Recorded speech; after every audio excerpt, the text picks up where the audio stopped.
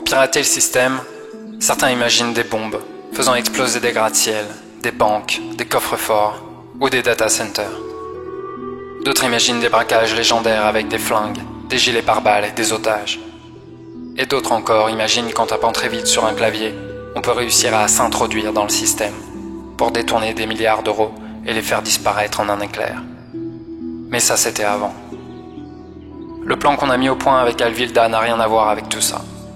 Il ne s'agit pas d'attaquer le système frontalement, brutalement.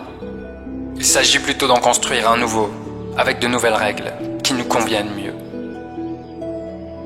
En fait, nous allons pirater le système sans même l'attaquer, simplement en le laissant tomber progressivement, en l'oubliant petit à petit, en l'abandonnant. Mais au fait, de quoi on parle quand on parle du système ? Je vais vous dire ce que j'en pense.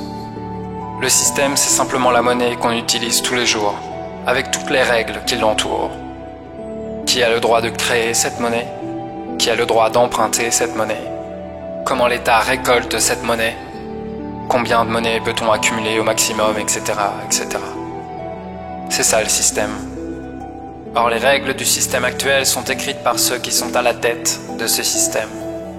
Ceux qui en profitent le plus. C'est un système fait pour les riches, par les riches. Et tous ceux qui ne le sont pas en sont les victimes. Parce qu'en réalité, tout le monde pourrait l'être si nous avions un système fait pour ça.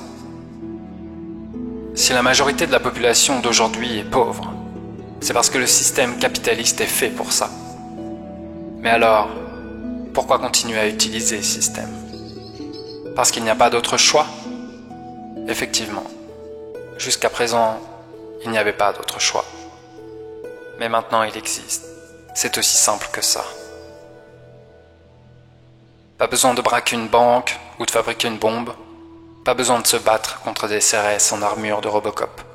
Pas besoin de crier dans la rue. Pas besoin de risquer sa peau. Il suffit de créer son compte sur un site internet et en quelques minutes, vous voilà plus puissant qu'une bombe artisanale. On ne peut pas vider les comptes en banque des milliardaires, mais on peut faire en sorte que leurs milliards ne valent plus rien. Il suffit pour cela de ne plus utiliser leur monnaie.